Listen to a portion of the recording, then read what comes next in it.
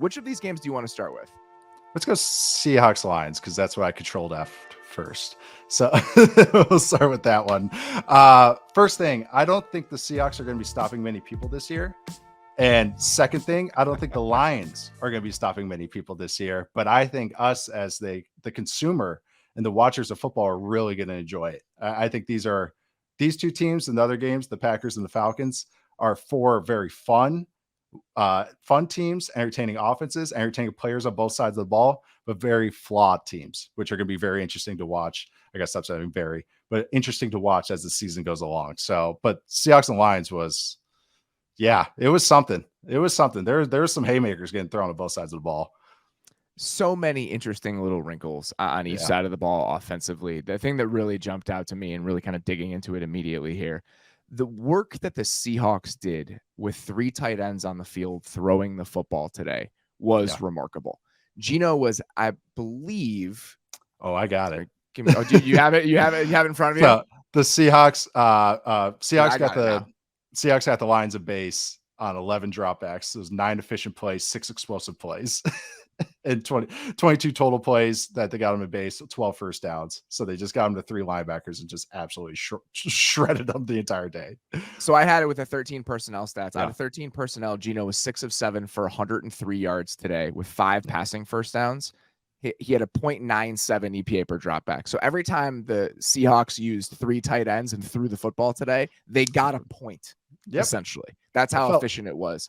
And in felt like that overtime, they had they had 2 huge chunk completions in overtime. The first was a chunking into Noah Fant out of that look to start the quarter, the period, and then Colby Parkinson, that chunk gain down the left sideline, also out of 13 personnel. So just those little wrinkles that they were using out of that personnel grouping, consistently giving the Lions trouble. And on the other side of the ball, the Lions did a whole host of interesting shit. I mean, the way that they're using Jahmyr Gibbs in the passing game, there's so many different aspects to that offense where I come away from this game feeling very optimistic about the way that both of those units are going to move the football over the course of the season.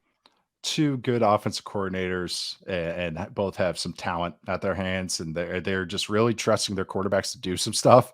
As far as like, I shouldn't say do some stuff. They're not really creating too much, but they're really pushing the ball. And Jared Goff. I thought that Geno had a few really nice moments today.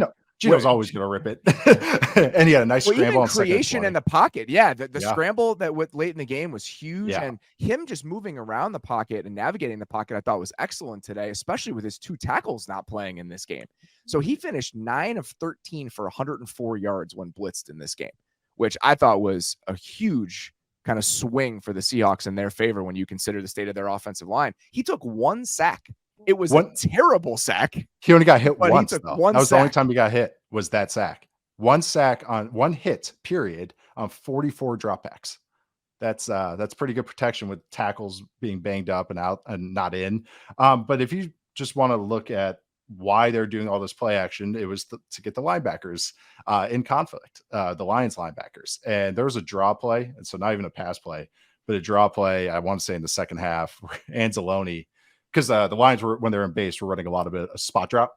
So they're just running out there and getting into their zone coverage. So they ran a draw play. Anzalone ran all the way to the sideline, and Kenneth Walker gained about 15 yards before he realized that it was actually a run play.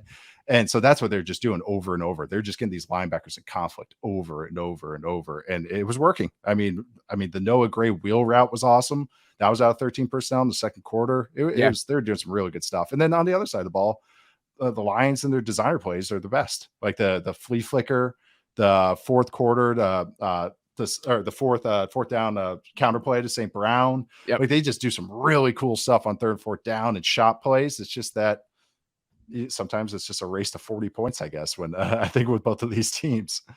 I think we saw some glimpses of what Jahmyr Gibbs can be as a weapon in the passing game, some of the option routes, the angle stuff from him out of the backfield. I think we're going to see more of that as the year goes on. We'll see what happens with David Montgomery. He banged up his thigh in this game. If he's going to miss some time, I think that dings this team. But again, they have other options at running back, obviously. What'd you think of, this is the first time we got to look at Devin Witherspoon. What did you think of him? Because I think it was kind of a mixed day for the most part. They took advantage of him on that flea flicker. It was one play after he got called for pass interference. I don't think that was an accident. It's like, all right, we're a little rattled. This is the time. This is the moment.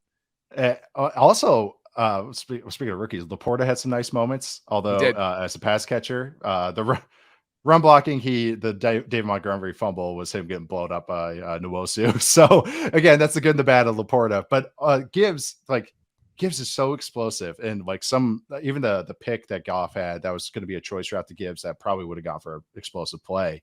But if you want to see why they're hesitant to playing on passing downs or short yardage, was he got stonewalled on that 3rd and short.